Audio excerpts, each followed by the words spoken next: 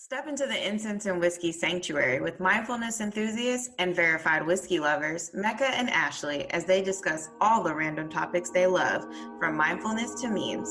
This is Ashley. And this is Mecca.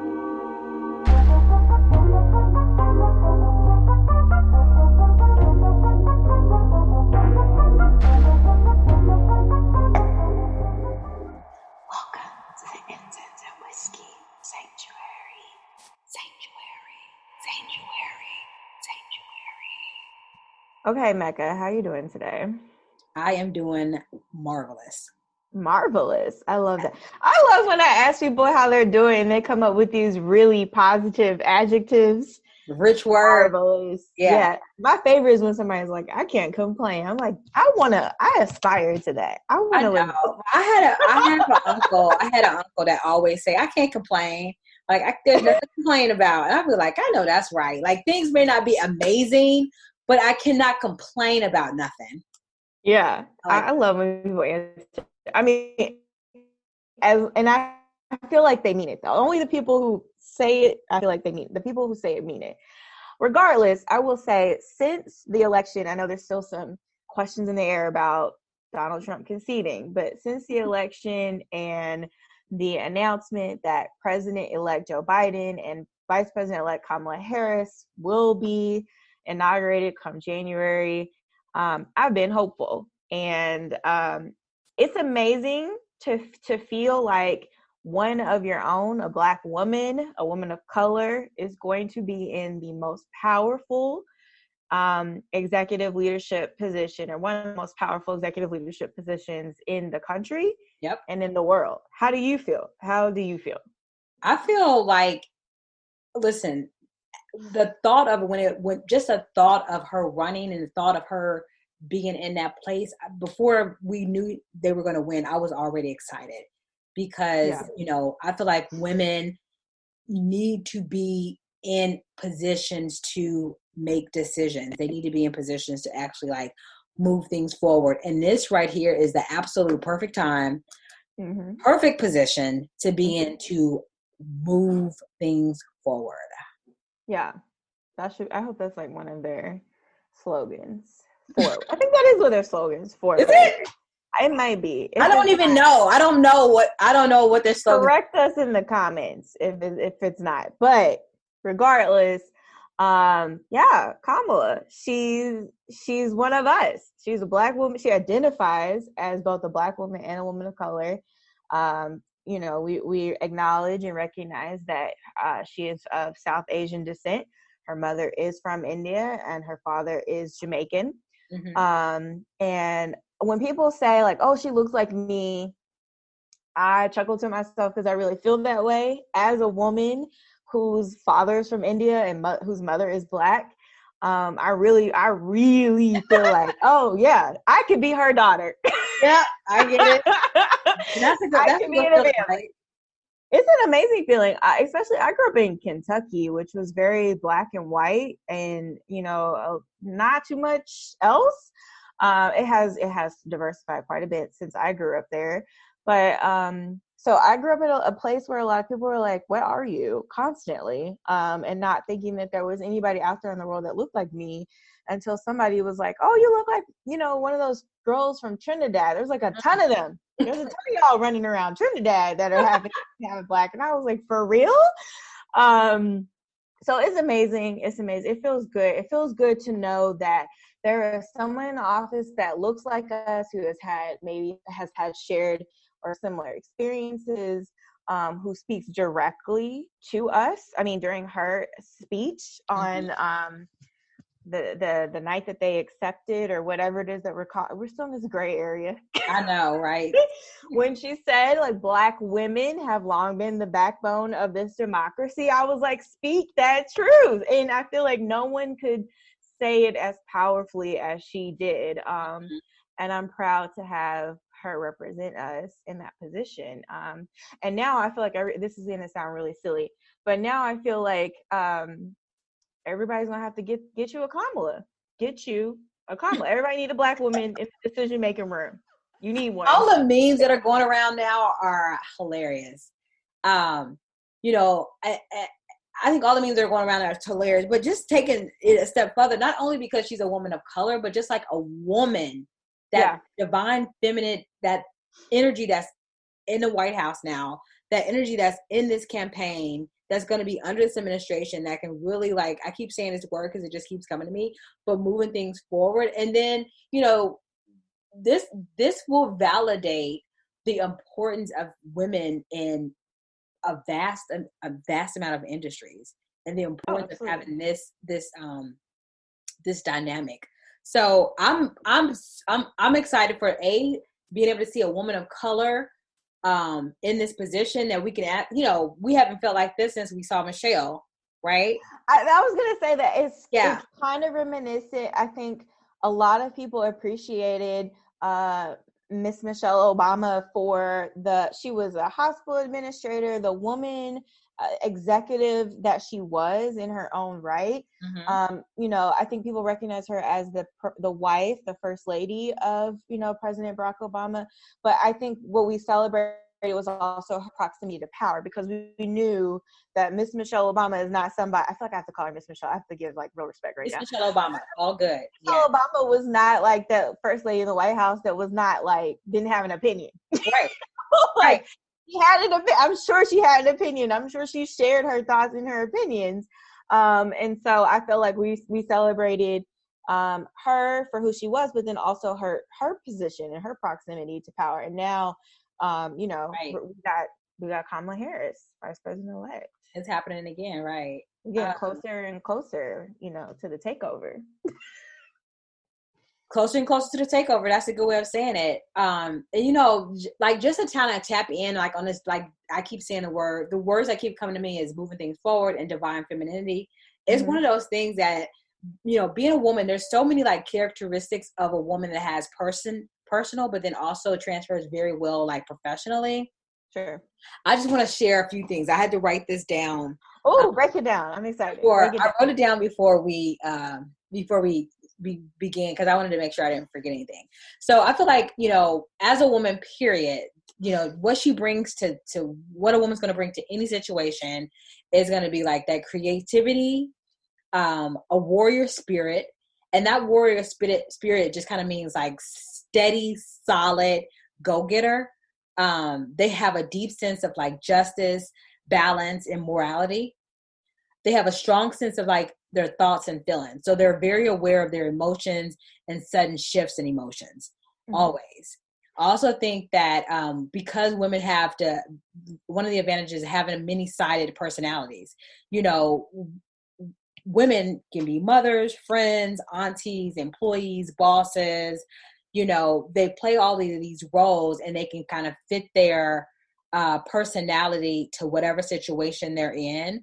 So it's almost like, as this creative energy, we can like kind of shape shift to the needs of that circumstance. So, you know, you have Kamala as a daughter, a wife, you know, Madam Vice President, like all these various roles, sister-in-law, you know, so she's able to, like, as women, you know, kind of shapeshift to the circumstance. So that's always important. Also feel like there's this sense of awareness with this energy exchange. Originally, the word that kept coming up to me was like self-sacrifice, but I don't want to say self-sacrifice because it's not in this terms of like she's sacrificing herself, but understand there's an energy exchange amongst the work she's bringing to the table and what she takes in as a person. I mean, women in general, regardless if you use the word energy exchange or not, you understand that there is an energy exchange of things that you've done. There may be something that you sacrifice, you know, okay, maybe I'm not a mother, but you know, you have some mothers that, okay, I have to spend this amount of money on my child's health, and maybe I'm going to forego this XYZ thing that I wanted. Or I'm going to spend this much time at work today because I know I want to take off, you know, next week. So there's this bit of exchange that happens, and it's an energy exchange that happens, and women are aware of it and can lean into it really easily. I don't know if that makes sense, but it's kind of like it's just like thoughts that I was having in regards to like benefits of a woman being in this position and having this power. Yeah, I think women in leadership operate or can operate differently because of their experiences, of the way that they process information. You talked about self-sacrifice, and I think of it on a different wavelength. Maybe I see more women in leadership willing to identify a need and make the necessary compromises to fulfill the need. That's a good way that's a better way of explaining it. Yeah. I've seen that quite a bit with women in leadership. So I came from an environment in financial services that was really rare, where about, I want to say 85 to 90% of my team were women. My boss was a woman, her boss was a woman, her boss was a woman. Right. So I came from, and it's very odd in finance in general, but I came from a place where I saw a lot of women in power, and I saw the way that they led. And in later work environments, it's the complete opposite. I mean, we're probably 90% men, and I'm seeing male leadership and how it functions, and there's a very clear difference. And I think, and I'm not going to say one is better than the other. It really comes down to an individual situational difference. Right. I think as much balance as possible is what's really helpful in the workplace.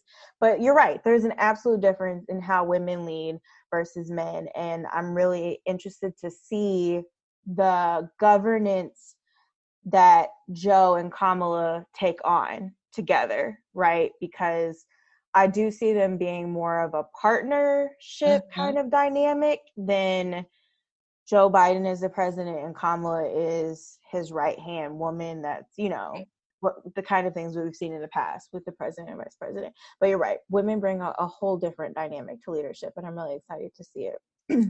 I am too. I just want to, I read this passage a lot, but I feel like it totally is fitting for like where we are right now. And I'm just going to read it. Okay. Okay. It's by Margaret McKenna. She's now the president of Electoral College, but it's a article that was published in the New England Public Policy Journal, and it's called Women in Power. So I'm just going to read like a little small part of it, but it goes, the country is filled with powerful women, but women in power remain significantly underrepresented across a variety of professional fields, in business, academia, politics, and media. With more women enrolled in college today than men, continued unrepresentation of women in leadership roles throughout society is just not morally acceptable. It's morally unacceptable. It's economically damaging. The nation needs to maximize all human capital in order to meet our own challenge and stay competitive in the global economy. Young women need to be supported in developing the knowledge and skills necessary for being leaders and catalysts for change. Reflecting on a career that has a span between law, advocacy, politics, government, university leadership, and experience on a variety of corporate boards, the author ponders, and the author is Margaret McKenna, the author ponders the often vexed relationship that exists between women in power. She discussed what higher education can do to create a generation of women leaders who can not only break through the glass ceilings, but change the leadership paradigm that creates it, but shifts the leadership paradigms that originally created in the first place. So the article is, I don't know, it's a long read, but like that just kind of like was a quick summary of what was said. That was written in 2007. And here we are in 2020. And I mean, even at 2007, that was still like, we still talking about this, but just now, I mean, it's a little bit of breakthrough that's going on right now. So I want to just share that. I appreciate that.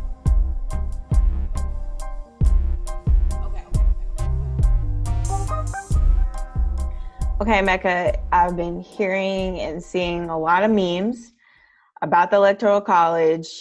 Please break it down. Make it make sense. So I'm not an expert at this, so I'm going to only tell you what I've kind of researched. A good friend did send me like an entire podcast about it, which goes in so many details, but I'm going to just keep this real simple. Okay. From what I understand. And it's just going to scratch the surface. It's not going to go too deep. But basically they're saying like, if you're a United States citizen, 18 years of age or older, most people think that you have the right to vote for the presidential candidate, but that's only partially true. when citizens cast their ballots for president in the popular vote, they elect a slate of electors. Electors then cast their votes that decide who become the president of the United States. So when we're voting popular vote. Right. Usually the electoral votes align with the popular vote in an election. But a number of times in our nation's history, the person who took the White House did not necessarily receive the most popular votes. Right. Right. And therein lies the question mark. The question is, do we need the Electoral College any longer? Recognizing that the Electoral College, in the way that body votes, does inform who becomes president, even if that is in direct conflict with the popular vote. Right. So it's kind of like, yeah. Right. That's the question, because it's one of those things that we're using an old system in a new world. You know, It may have served them when it was created in the 1800s, but like in 2020, it doesn't necessarily serve us. And that's kind of like you have a group of people that have been trying to have this abolished for a while. Mm-hmm. We're talking about it now, but this isn't a new topic in regards to should it be around, should it not be around. Sure. Absolutely. But it kind of like segues into how sometimes we just keep processes going just because that's how we quote unquote always have done it. Right? We do that in our own personal life. You know, I mean, just think about it. You can't wear the same jeans you wore in kindergarten as a college student. So, well, yes. Learn how to start getting rid of stuff. Let's start getting. That was a really long. I know that analogy was kind of like that was out there, but what I'm saying is we can't keep using old systems and having these old beliefs and old scenarios in the new world, because we're in the new world right now. Let me use a different example. For a long time in my life, I used what I didn't realize as negative self-talk, but I use negative self-talk as a way to motivate myself. And I'll give you a very specific example. I remember before I left for college, I used to go to the gym like every day because I was so concerned about the freshman 15 that I was like trying to lose weight before I went to college. I don't know what the logic was. I should have been in some therapy. Somebody should have talked to me. But I was trying to lose weight before I went to college because in preparation for the freshman 15. In preparation, okay. I was on the treadmill like I would be running like 6-7 miles every day. And I was on the treadmill like, you know, I got to keep going. And, you know, I would have these conversations I'm so embarrassed to say this. I would have conversations in my head like, why are we doing this? And then another voice in my head would be like, but who told you to eat that donut this morning? Like, that's your higher self saying, girl, get me off this treadmill. Woo! So I used to do stuff like that a lot. And I didn't realize it until I got with my husband. Okay. He would say, so this is what happens when you get into like very intimate relationships, friendships, partnerships, what have you. You start seeing stuff from the outside in because your partner brings things to your attention. Or like Mecca, you and I, like you bring things to my attention as my creative partner. Yeah. But he was saying something to me like, you are so mean to yourself. Like, you don't even realize how mean you are to yourself. Like, I don't understand this. And I dealt with some stuff. This is a long story. But I dealt with some stuff and I got to a point where I was like, I got to stop talking to myself like this, because you go out into the world and you face so much in the world. Like, as a Black woman, as a woman of color, you know, like in general, there's just so much you deal with in the world. Why would you then come back home and talk crazy to yourself? Yep. So, I mean, so that's a process that used to motivate me. And then I got to a point in my life where it no longer served me. Yeah. Because I was essentially shaming myself into working out. And that was not the relationship that I wanted to have with exercise or with caring for myself. Right. And so that was a process I had to do away with. And I feel like we should all be open to examining and acknowledging those processes for ourselves and letting go of the things that no longer serve us. So that's my example. No, and that's good. And I feel like your example, I'm sure it resonates. I mean, it resonated with myself. Even I wasn't trying to lose 15 pounds before I gained it, but like, I mean, I might have. I could even think about like even this quarantine. I was so like, oh my God, I'm doing so great. And then, you know, May or April, I just went downhill, right? And I created all of these negative fantasies about what happened, what's gonna happen, how's my life gonna be, all over something that happened in a 4 months time span. And I dictated my whole life from it, which made no sense. And it wasn't serving me. And I think that, I mean, one of the things when you start looking at yourself and you're noticing that, you know, asking yourself, is this still serving me? There's a couple of things you got to do. You got to like identify where the narrative is and what's reality, right? Question the beliefs. Yeah. Is this something that you question it? Like, what is this?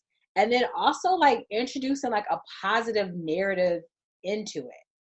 You know, Neil, like, it sounds like your husband was like your mirror.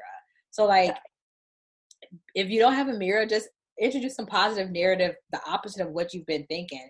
And then, you know, I know it's easier said than done, but figuring out how to leave the old story and creating a whole new one. That's the beauty that I want people to also realize.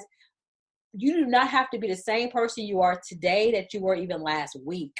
Yeah. Like, you have the ability of changing and just reinventing yourself on a regular basis and doing away with things that aren't serving you. I mean, we talked about this even in the new moon. Like one of the rituals is, you know, kind of taking an inventory of things that don't serve you anymore and just like letting it fall by the wayside. People, relationships, habits that you feel like aren't serving you anymore. So, but how do you get there though? I feel like it's for me in this moment. Yeah. I feel like it is much easier to have this conversation. Like to be all the way real. It is much easier to have this conversation now at the age and the stage of my life that I'm in. But I don't think if you were saying this to me even 3, 5, 7 years ago, I don't think it would have registered to me what you were saying, to be all the way real. And I hope that there are people out there. Like, how do you get to that point when you're not used to thinking in that way? If I were to go back in time, if you were to say to me 5 years ago, Ashley, let go of things that don't serve you, my mind would literally go to like people and friendships and relationships. But sometimes it's really about things that you do to yourself, for yourself, that you don't even realize that you're doing, right? And so how do you take stock of that? That's the question. I know it's hard. I think what we're doing right now is having these open and grace conversations, right? Yeah. I mean, I don't think, you know, when I was younger, when you were younger, we were just like on the go, let's get this done, blah, blah, blah. You do have a lot more conscious younger people now. And I'm not saying everybody is conscious and self-aware, but I think, I mean, if it's something that you truly want to make a change in, you got to want to make the change. Yeah. It's got to be something that you're aware of first and then want to make the change. So I would, as I said, you know, asking yourself what's real and what's not real. Okay. You understand what I'm saying? Like, what's a real story and what's actually not a real story? And then questioning that. That's if you want to make the change, because some people don't, you know, they want to always like kind of put themselves as a victim within themselves. And that might just be how they roll. And then until somebody puts the mirror up to them or some scenario happens, they're not called out on it. Yeah, I think it's helpful to have these examples and to kind of think of like, oh, do I have that in my life? Do I do something like that? And maybe to unravel something. Well, why do I do that? Maybe that's a good way to start. I mean, another example is I used to I'd have like these thought exercises of, if this happens, then my response would be this, and that was like kind of what you're describing, right? And you go down that whole road of this. And then then I'd be like so worked up because I created this whole. Because you created a whole negative fantasy that didn't even really exist. This is recent, y'all. This is like last week. Somebody said something. Ashley, I still do it. somebody said something to me last week and they were like, well, what, have you thought about this? And I was like, I'm just going to have to deal with that when I get there. Like, if that happens, I will try to summon all my knowledge in that moment, but I'm not going to try to take myself there right now. I And I think was that's just smart. so proud of myself And because it's that is strange. not how I am normally. But I was like, yes, that's an important question. Yes, I would like to feel like I thought it through, and when it happens, I'm going to be ready. But I don't want to take myself there right now. And like, when I get there, I will figure it out. Because what the I person think that's was asking me was like so far down the road. I was like, girl, I don't know. I think that's the best way to think about it because it frees up your mind, right? That's the thing. Like you have like, okay, listen, we can't advocate enough for meditation. Clear your mind Ahead. and be able to ascertain whether what you're talking about is something that I know Brene Brown talks a lot about in her work. I don't know if you're familiar with Oh yeah, Brene I'm Brown. familiar. But she talks a lot about, like, you know, the narrative I'm telling myself is this. Yeah. And there's a certain level of what I'll call emotional immaturity. Emotional maturity, maybe that's not the right way to think about it. But emotional maturity to recognize when you've created a narrative in your mind and you're like, this is the story, this was happening, and she said this to me and this is what it meant. You start believing it, you tell it And over you and start, over again. right. And then you tell your friend, you tell your mama, like, what? And then they on board with you, like, yeah. Right, all of this lie. Yes. Listen, it got out of hand because if you really were to sit down with this person and say, my perspective on this was this. This is how I perceive the conversation and the situation. They may be looking at a whole other different. Oh yeah, that's a word, and we have to. That right there, you know, that's a whole nother conversation. Like, I'm gonna need everybody to let that go. Like, let's check ourselves. Situationships, like you thinking something happened, you like, what happened? And they got their whole story that they telling their people, and you got your story, and you like, what the hell is going on here? Let's stop doing that in 2021, y'all. Let's start practicing now. We're not doing that in 2021.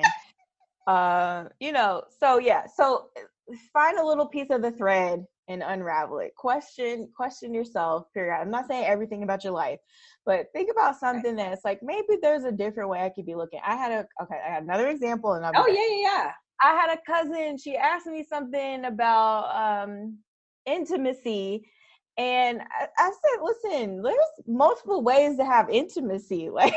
Like, why do you feel like there's only one definition of intimacy? Like, let's think about this in terms of connection, right? Mm-hmm. Let's replace the word intimacy with connection. How do you connect with your partner? Just because you're not having this one form of intimacy does not necessarily mean that you are not connected to your partner.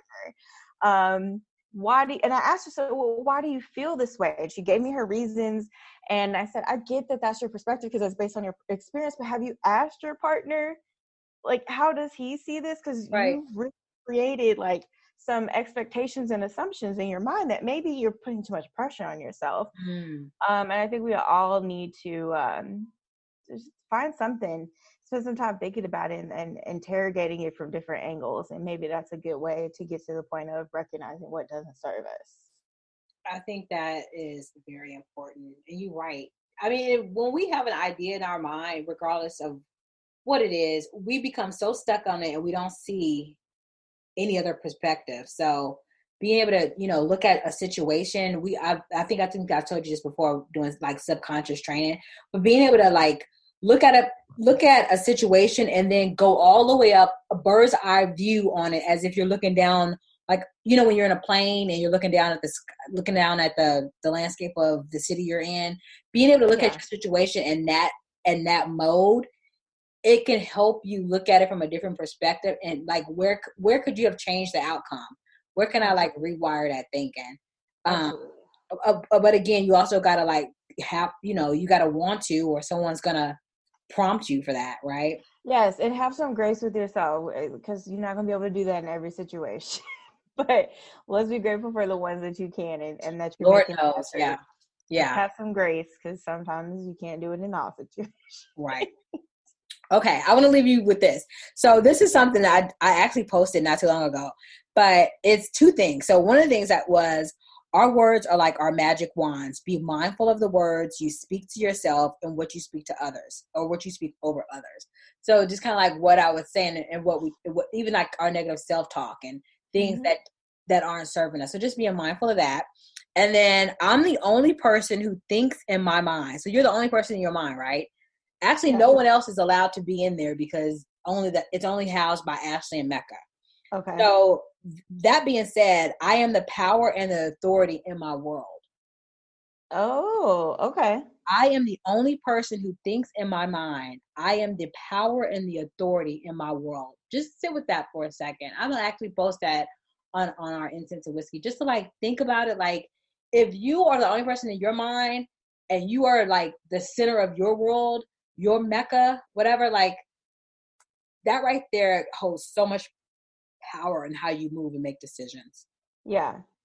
It may not So always be the case. I'm not gonna say everything is gonna be this thought out, but like Ashley said, for the situations you do encounter, that you can do it. I just like the shorthand for that is like boss up. Like to me, that's just Okay, be the boss. Boss up on yourself. Boss up on your mind. Somebody said it to me once. I was like, "Girl, what?" But you know, the shorthand of what you just said to me is you are in control. Like you boss up on your thoughts. Like you can dismiss a thought, yeah, interrogate a thought. Your thoughts are not you. They don't have to consume you. And yeah. that's a listen, we can talk more about that later because that's a whole conversation in and All of right. itself.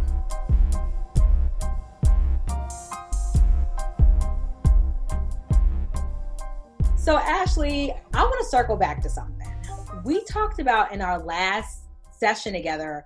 Our guest Aida brought up, you know, the subject of like she deserves something. I can't exactly remember exactly what it was, but whatever it was something like, yeah, I deserve that. You deserve that. It might have been even talking about like a massage, and Yeah. you were like, I have a problem with that word, like I deserve.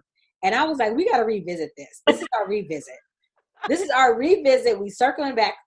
Come back. Back in session. Okay. Back in session. Kind of like give me a little bit. What's the thought process on not feeling like, or not like to using the not you don't like to use the word I deserve. Tell me what that's about.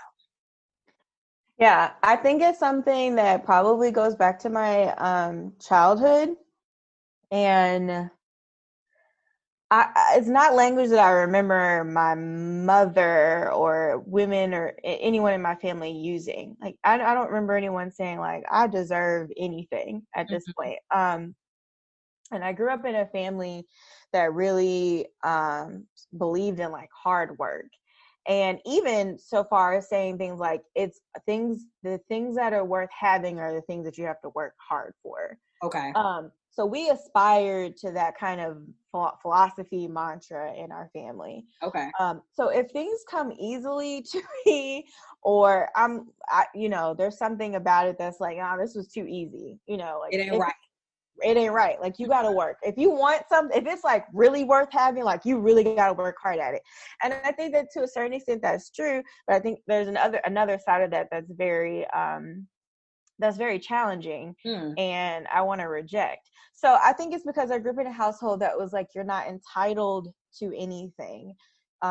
You don't deserve it. Like you had to work for whatever it is that you wanted, and that's what made it. And that's everything from like, I want some brownies. Okay, then you're gonna be the one making these brownies. So you had to like, that was your work. You're actually making the brownies. Yeah, like so Okay. I think that that's where that comes from. And so but what was concerning to me though is that I was so off put by someone telling me that I deserved something, especially someone that didn't really know me. Mm-hmm. So I think that was what was off putting What about was it. the But trick? I mean, Like, what exactly could have been someone saying, "Oh, you deserve that. You deserve this." I'm wondering if there's this whole side of it that's just about like worthiness, like, you're worthy of pampering, or you're worthy of Mm. anything. I think that's maybe another side of it that I'm probably gonna have to explore in my own therapy, to be honest. But I think that there's a whole question of worthiness there for me, and that's a part of my life and emotional experience that I haven't really explored, to be honest. I am just not getting to a place where I am confidently advocating for myself in the workplace, or and saying like I'm worthy of this opportunity. I'm worthy of this next level, etc. And it's something that I'm just now learning how to do confidently in certain situations. And so I think maybe there's other women out there who experience that, and I hope that you're earlier in your life than I am, because you really shouldn't be at this age just now starting to have those thoughts, I would hope. It does stem from, like, it could be, we could go through this process. We won't do it today, but I feel like this is definitely worth a whole episode. But it's like going through a process to kind of figure out, when was the first time you ever felt unworthy? When was the first time you ever felt like your worth was in question? That could have been something when you were a kid and you were so excited about something and you didn't get the reaction that you thought you was going to get. Oh yeah. Absolutely. You know what I mean? Like it is not sometimes it's not as deep as we think it is. It could have been one thing that just kind of like trickled down and just never let go, and we didn't understand that. So like, but regardless of what age you are at and you discover like your self-worth or you're working on it, you're not too late, because at the end of the day, it's just, I always say it's a little bit of self-preservation. So if that's when you find out, you figure out your self-preservation in your teens, your 20s, your 30s, your 40s, your 50s, find out at some point in life so you can start acting accordingly, right? The whole word right there. That's a whole word. So so it sounds like, the trigger is normally, so even if someone's like, oh, you're at a restaurant and you are like, oh, I don't know if I'm gonna get this dessert, and then the waiter or waitress is like, oh, you deserve it. Girl, don't try me with no dessert. Listen. Yeah, now I know you're just trying to sell something. So it don't go that far, right? No. Don't try me with no. Don't be like, oh, you deserve this cheesecake. No, girl, that's you trying to sell something. No, okay, I like, but you know what? You have a routine or a ritual of this self-care of getting a massage, getting these different things. So there is a level of awareness of your self-worth and being able to take care of yourself. Absolutely. There's a level of, yes, but I also, there's this, I think there's like the explicitness of it that is unfamiliar to me. I remember I had to do an exercise. I was in this like fitness program, and we had to do this exercise where we stood in the mirror and told ourselves like, I love you. Yes. I love you, Ashley. Powerful. And I was like struggling. Uncomfortable with it. A lot of people, a lot of people are uncomfortable with that exercise. And I mean, I've been in so many different, either a program, a meditation, something where that comes up and you in a mirror saying this, and some people feel like, oh, this is foolish, or I can't say this, and you don't even get it until you put that mirror up there, because you're like, yeah, I love myself. But then when you got to say it, then it's like a whole different story. I remember that explicitly, because I remember going to my therapist and being like, of course I love myself. So why am I in this mirror, like struggling to having a hard time, right, to myself? Like, that's bizarre. I know. And that, to me, that's like, and I thought it was silly, because I felt like, how some women will be like, I'm a grown woman. Yeah. I hate that. I'm a grown. Yeah. I hate that, because I'm like, if you're a grown woman, we don't need you to talk about it. we don't need to make an announcement. We don't need that. So I think that I had banked those two concepts together in my mind. Like, of course I love myself. I don't need to say it to myself. But then once I realized, like, that should not actually be a struggle. I should be comfortable saying that to myself. Like, that was that whole journey from negative to positive self-talk was a part of that. I was able to then comfortably be able to do that. Like, oh, you look good today, girl. Like, you pulled it together today. You look nice. I was able to compliment myself. A little self-love. I think that's important. I mean, one of the things, I don't care if it's a word, an affirmation, you looked in the mirror, you put your lotion on very slowly, show yourself some love. And I mean, it goes from the smallest things of getting out the shower or the bath and actually like putting lotion on, looking at yourself in the mirror. Sometimes we wash our face, brush our teeth, and we never looked at ourselves. So like, just having that connection. I don't care if it's small, long, whatever. Everybody has a different stage of it, but I think it is really important to kind of check in with yourself daily.